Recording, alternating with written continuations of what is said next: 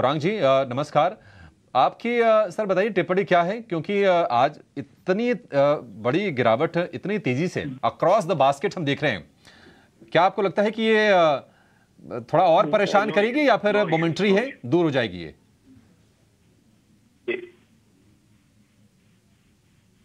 आप सभी को शुभ दिन हमारे तरफ से। तो अमूमन जितने भी नाम अभी आपने या फिर आपके संवाददाता ने लिए हैं, HUL, ITC, Nestle, Britannia, Dabur, Marico, Emami, Godrej consumer products, Tata consumer products, ये सभी हमारी खरीदारी की सूची में है बुनियादी तर्क के आधार पर। तीसरी तिमाही के नतीजे हमने देखे अभिषेक, वो हमें ये याद रखना चाहिए कि वो बारिश के मौसम के बाद के थे, और बारिश का मौसम पिछले साल बहुत ही उठापटक वाला था। कहीं पर बहुत ज्यादा, कहीं पर जो अनुमान था उसके मुताबिक, और कई राज्यों में अनुमान से काफी कम। अब स्वाभाविक है, जब बारिश, वर्षा ऋतु, मेघराज का आशीर्वाद एक साल में बारिश के समय में अगर हमारे देश के ऊपर, हमारे ऊपर कम रहता है, तो इसका असर सीधा सीधा ग्रामीण और मध्यम ग्रामीण भागों पर पड़ता है और कृषि उद्योग पर पड़ता है। और उसके कारण जो मांग और खपत होती है वॉल्यूम्स को लेकर के, वो कम होती है, और ज्यादातर एंट्री लेवल प्रोडक्ट्स पे होती है। उसके कारण ऐसा दिखा।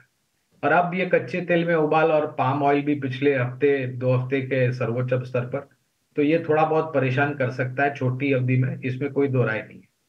लंबी अवधि में ये भी हमें याद रखना चाहिए कि ज्यादातर FMCG कंपनीज जो कि निर्भर है पाम ऑयल के ऊपर, वो फॉरवर्ड कॉन्ट्रैक्ट्स कर देते हैं।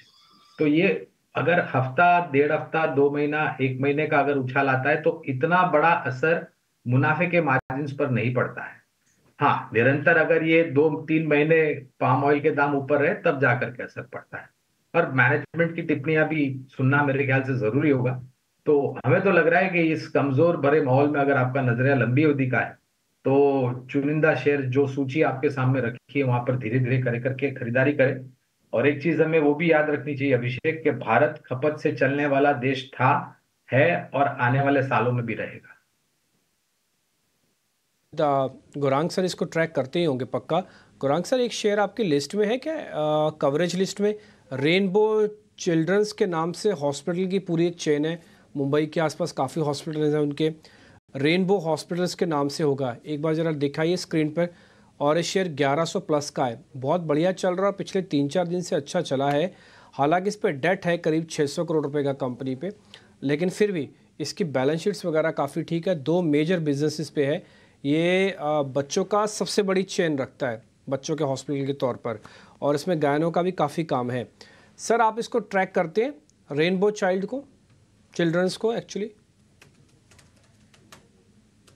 का रेनबो चिल्ड्रंस मेडिकेयर लिमिटेड 2022 अप्रैल के आसपास इसका IPO आया था।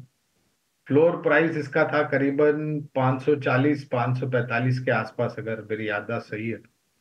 उस समय पर IPO में हमने निवेश की राय दी थी लंबी अवधि के लिए, और जिस प्रकार से स्पेशलिटी सुविधाएं हैं उपलब्ध कराती है खास करके बच्चों के लिए, और इनकी विस्तार योजनाएं भी काफी है डिम्पी। तो उस समय पर खरीदारी की राय हमने लंबी अवधि के दी थी। वहां से तो अब 2 गुना हो चुका है ये स्टॉक। लेकिन फिर भी जो भी टिप्पणियां कारोबार को लेकर के मैनेजमेंट ने करी है, उसको ध्यान में रखते हुए हमें काफी सकारात्मक सा नजरिया नजर आता है।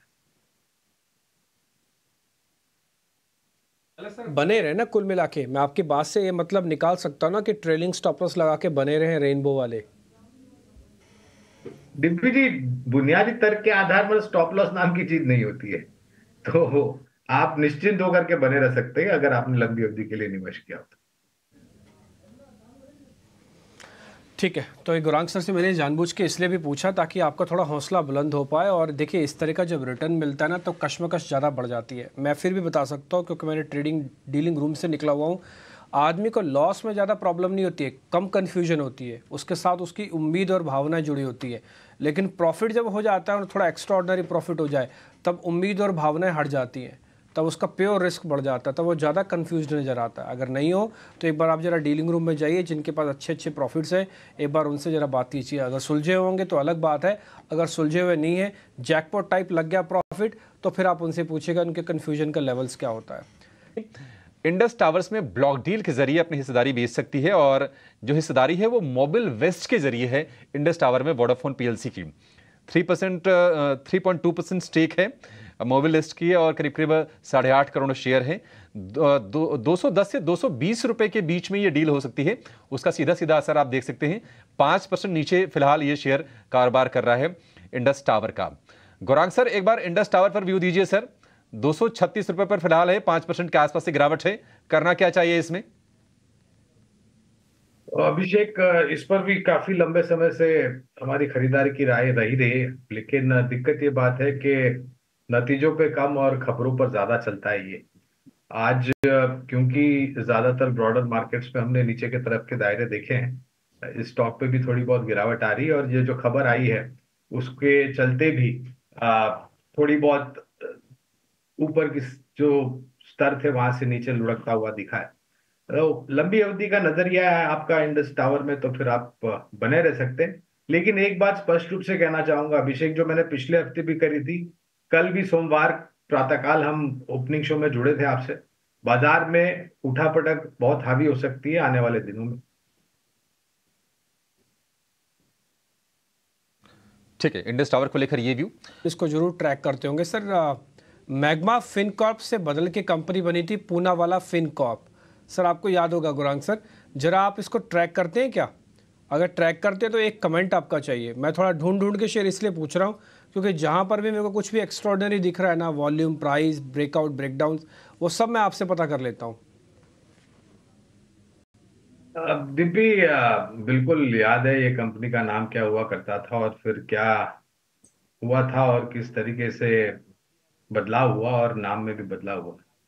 लेकिन तकलीफ ये है डिम्पी भाई के फिर पूनावाला फिनकॉर्प पर कवरेज नहीं, इसलिए विशेष रूप में टिप्पणी नहीं करूंगा। लेकिन इसके अलावा अगर आपको कोई वित्तीय क्षेत्र से जुड़ी हुई हाल ही में विभाजन की गई कंपनी जो हमारी खरीदारी की सूची में है, वो है जियो फाइनेंशियल्स। और मेरे ख्याल से पिछले महीने भर में काफी ऊपरी तरफ के दायरे तय किए हैं। तो अगर आपने निवेश नहीं किया और निवेश किया का मन बना रहे हैं वित्तीय क्षेत्र में, निजी क्षेत्र में, तो जियो फाइनेंशियल हमें काफी पसंद आता है।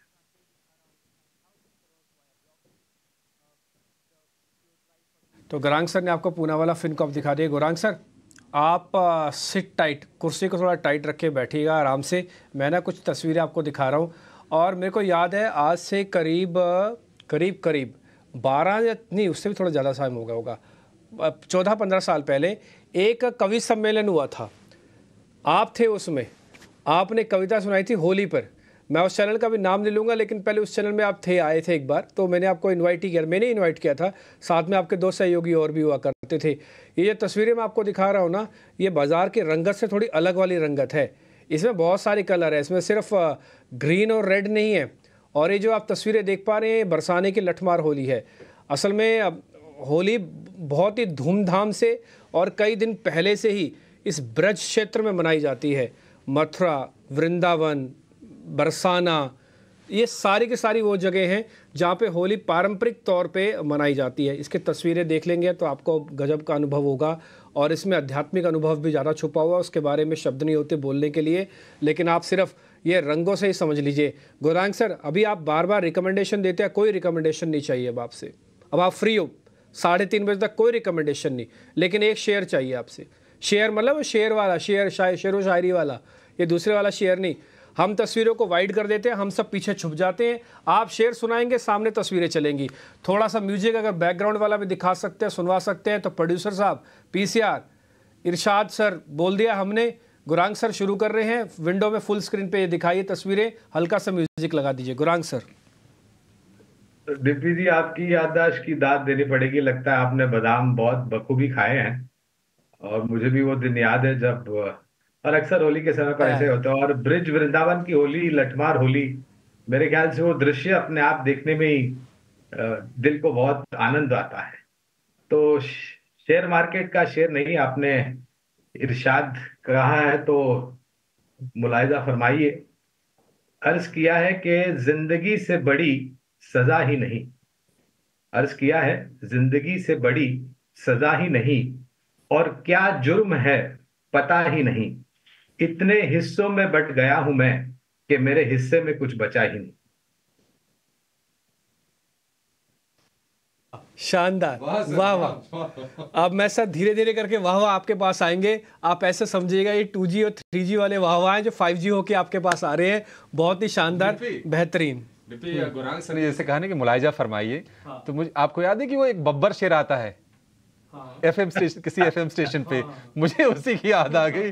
लेकिन निश्चित तौर पर बहुत ही शानदार शेर था सर आपका, बहुत बढ़िया, बहुत ही शानदार। लेकिन एक शेर इस पर गुरांग सर आपसे व्यू जानना चाहेंगे।